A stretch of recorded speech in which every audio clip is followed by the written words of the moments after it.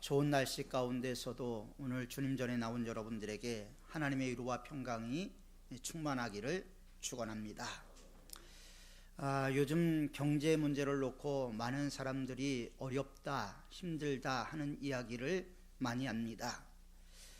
세금은 많이 올라가고 물가도 올라가고 월급은 올라가지 않고 생활이 팍팍해지고 또 자영업을 하는 분들에게는 위기의 순간들이 자주 다가오고 있는 것이 오늘의 현실입니다.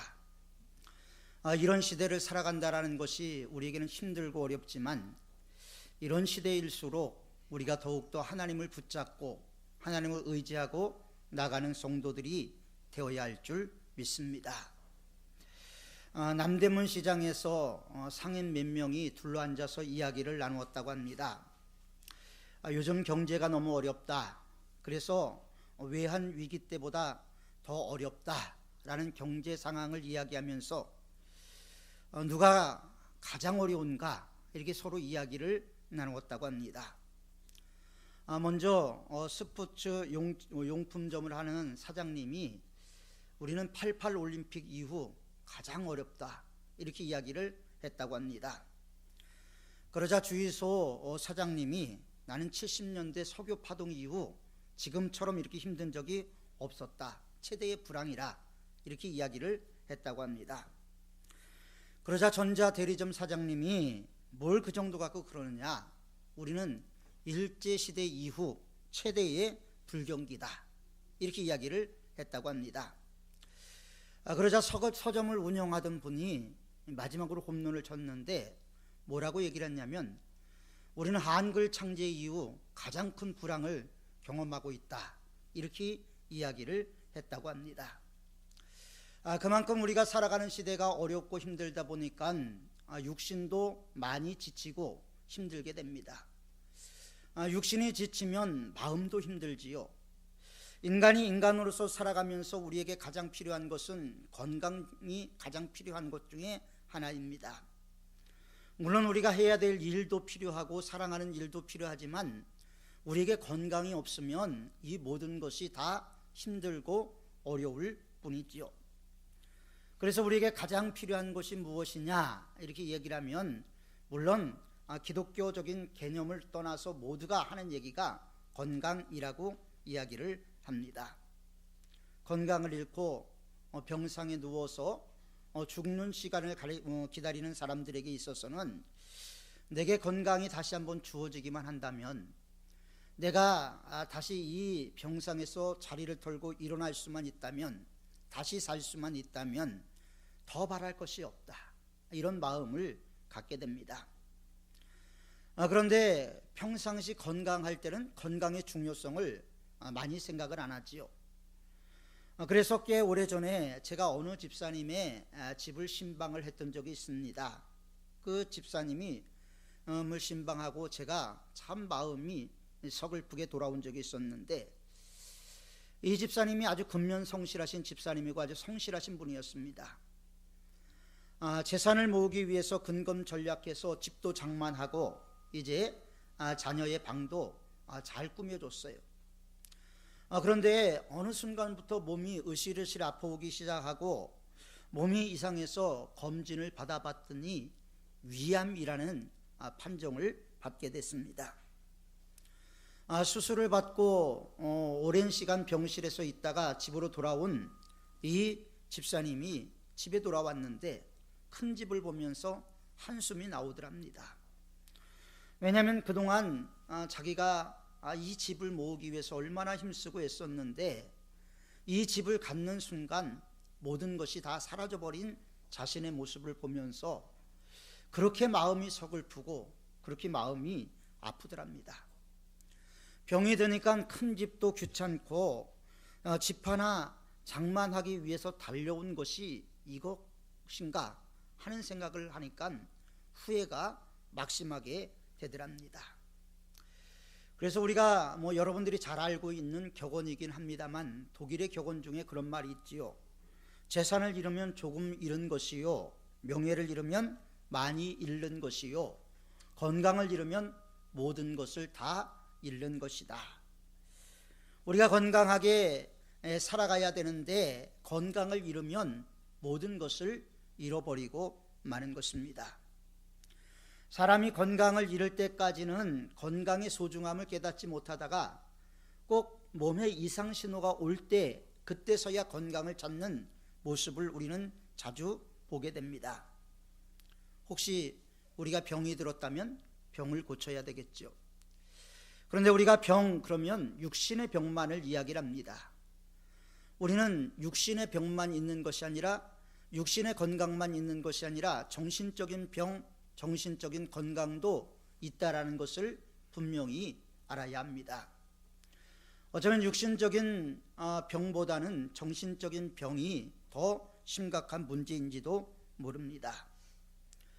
예수님께서 그래서 많은 사람들을 고칠 때 꼭 하신 말씀이 있어요.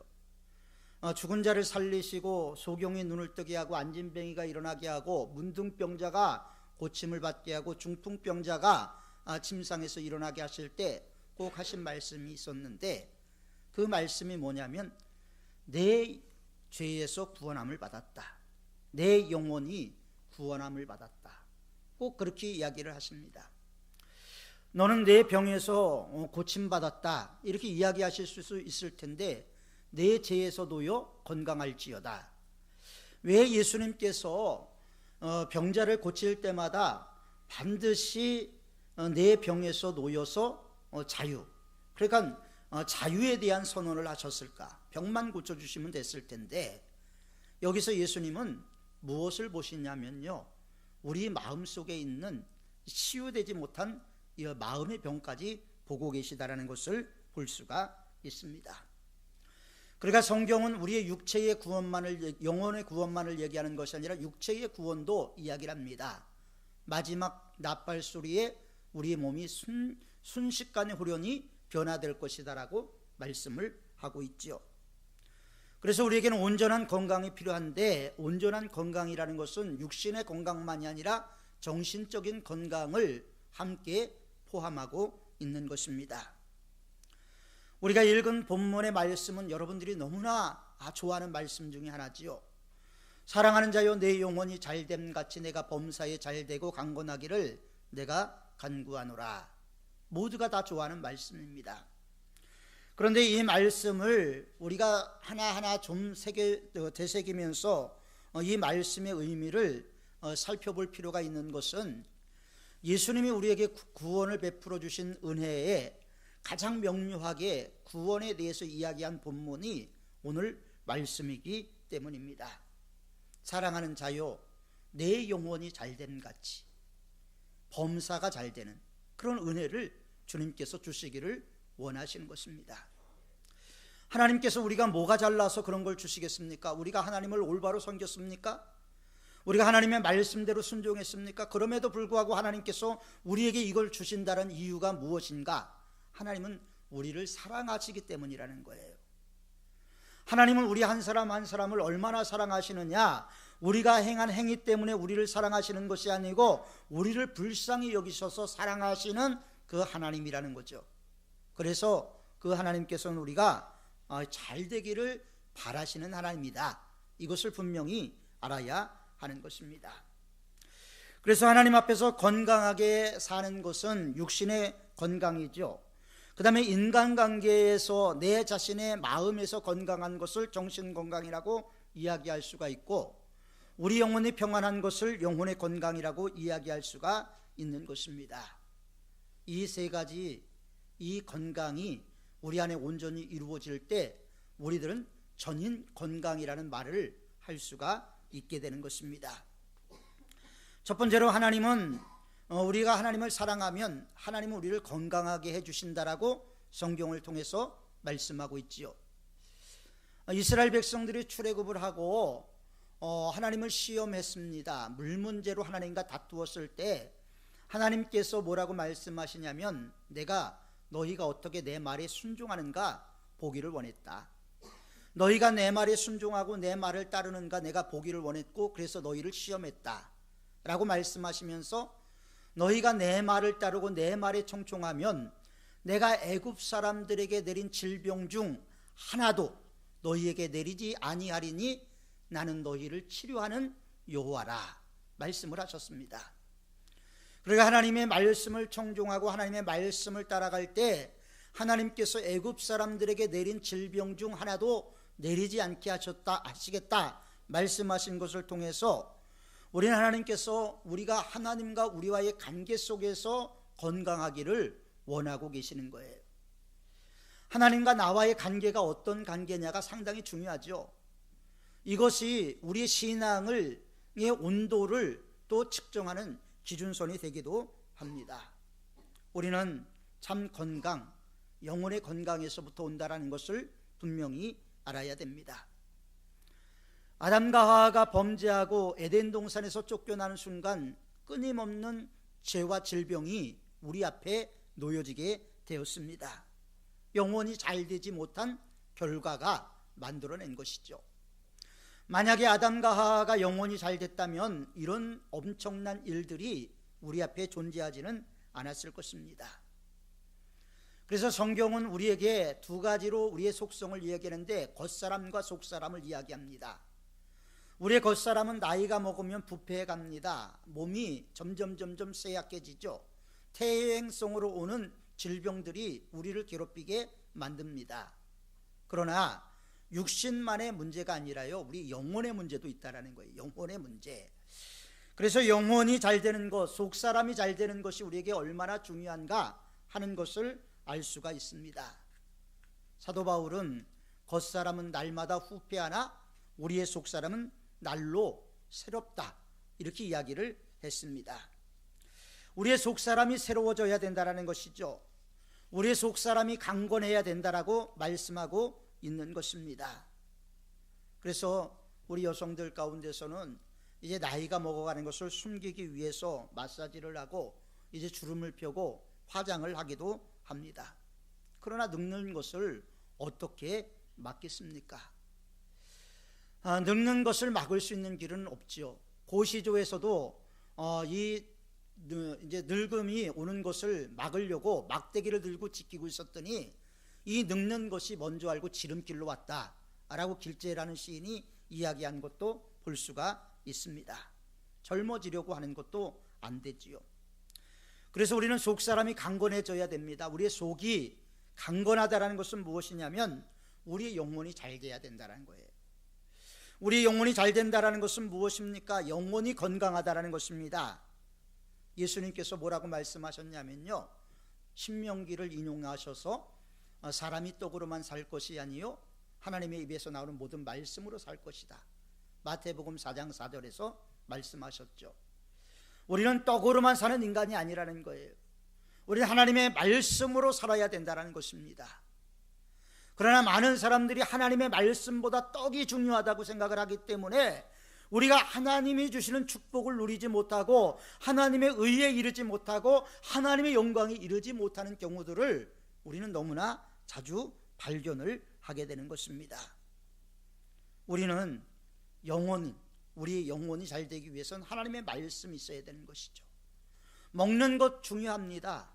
그러나 먹는 것 중요한 것만큼 하나님의 말씀이 더더욱 중요하다라는 생각을 우리는 자주 망각을 합니다. 그러다 보니까 신앙생활을 하는 분들이 신앙의 모습들이 초대교회로부터 지금까지 계속해서 하향평준화가 되어버리고 말았지요. 여러분, 상향평준화가 되어야 될 우리의 믿음이 점점 하향평준화를 이루면서 이 시대에 와서는 믿음이 바닥을 치는 시대가 되어버리고 말았습니다. 사람이 영적으로 건강해야 정신적으로 건강하고 정신적으로 건강해야 육신의 건강에도 자양분이 될 수가 있게 되는 것입니다. 우리가 이것을 어떻게 알 수 있느냐 하면요, 건강이라는 단어가 어떤 분의 글을 읽다 보니까 홀리라는 단어에서 나왔대요. 홀리가 뭡니까? 거룩하고 신성함이죠. 하나님으로부터 관계에서 온다라는 거예요. 하나님과 나와의 관계가 파괴되었는데, 내 안에 하나님의 임재가 없는데, 내 안에 하나님의 말씀이 흐르는 게 없는데 내가 하나님의 자녀다 이렇게 이야기한다고 하나님의 자녀다운 삶이 사라지고 하나님의 은혜를 누릴 수 있는 것은 절대 아닙니다.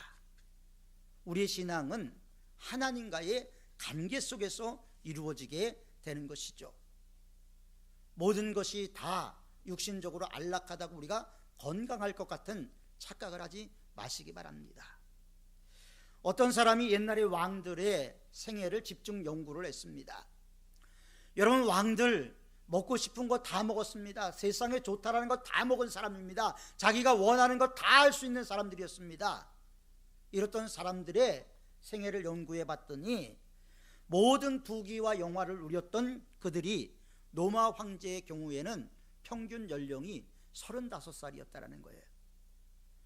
여러분, 중국의 황제들의 그 수명이 39.2세였답니다. 그리고 우리나라의 우리 조선시대 때 왕들의 평균 수명이 43살이었다고 합니다. 여러분, 모든 것을 갖고 있고 무엇을 먹을까, 무엇을 마실까, 무엇을 입을까 고민하지 않고 살았던 그들이었음에도 불구하고 그들의 수명이 짧았다는 것을 우리는 볼 수가 있죠. 왜 그랬을까요? 마음의 평안이 없는 거예요.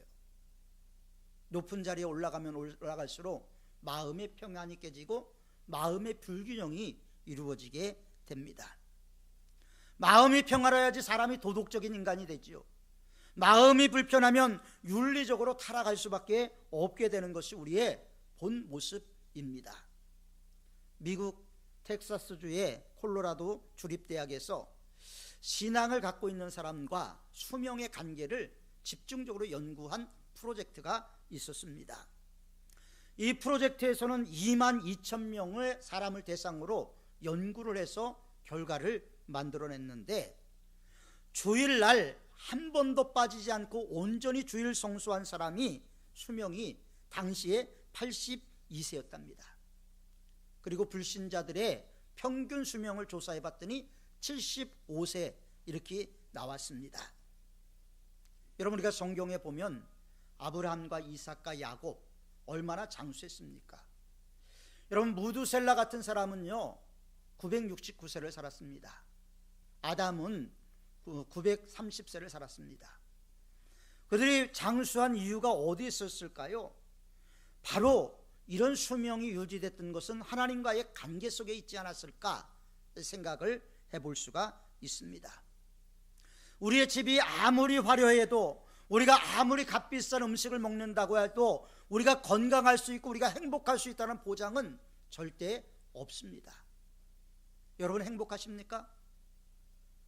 우리가 이렇게 질문을 하면 신앙인이 불행하다고 이야기하면 문제가 될 것 같으니까 다 행복하다고 얘기를 해요. 그래서 우리는 좀 진실해질 필요가 있습니다. 얼마나 많은 그리스도인들이 신앙이라는 명목 아래서 거짓말을 하면서 살아가는지 모릅니다. 내가 불행할 때는 하나님 앞에 불행하다라고 고백하는 것이 정신적으로 건강한 거예요. 시편 기자들이 그렇게 했습니다. 시편을 읽어보면 힘들고 어려울 때 하나님 앞에 자기의 심정을 하나도 남김없이 솔직하게 진실하게 고백했음을 우리는 볼 수가 있지요. 그것이 정신적으로 건강한 사람의 모습입니다. 내가 목사니까, 내가 장로니까, 내가 집사니까, 권사니까 내 감정을 숨기며 살아가는 것이 올바른 신앙이라고 생각하지는 않습니다. 그렇다고 해서 모든 감정을 다 나타내는 것도 문제이겠죠. 건강은 결국 우리가 하나님과의 관계 속에서 이루어진다는 것을 분명히 알 수가 있게 됩니다.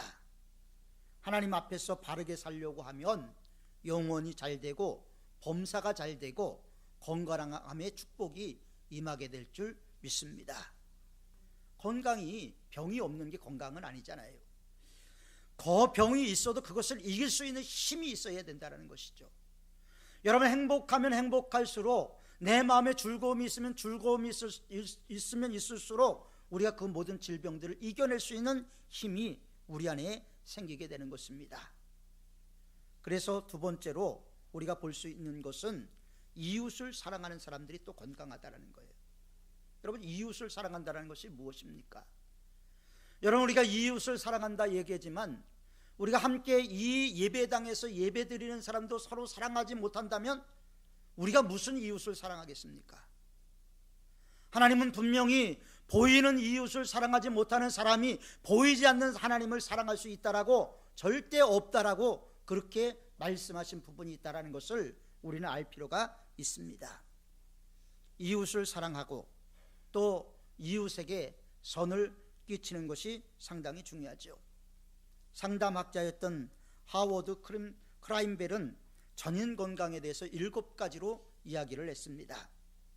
첫 번째가 하나님과의 관계 속에서 오는 즐거움, 두 번째가 마음속에 내재하는 기쁨과 감격, 그리고 마음의 고요함과 평안함, 세 번째로 몸에서 활기찬 생동감으로 날마다 살아가는 것, 하루를 시작하면서 오늘도 승리할 거야, 오늘도 반드시 좋은 일만 있을 거야, 이런 말을 하고 시작하는 사람이 더 많은 건강하다는 것을 이야기하고 있습니다.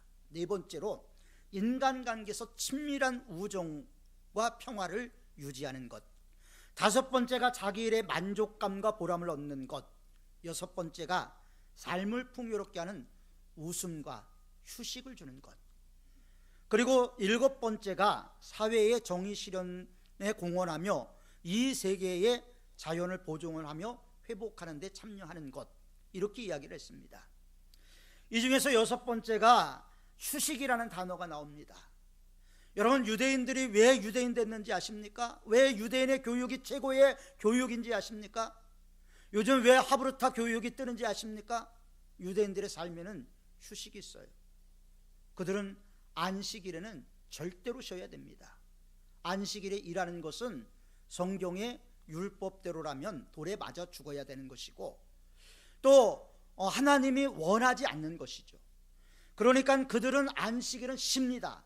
심히 뭐를 얘기를 하냐면요, 어떤 심리학자가 그렇게 얘기를 했어요. 대나무가 왜 비바람이 쳐도 꺾어지지 않느냐, 아름드리 나무들이 뿌리째 뽑혀도 대나무가 튼튼한 이유는 뭐냐면 마디가 있기 때문이라는 거예요. 마디가 뭐냐면 쉼이라고 이분이 얘기를 했어요.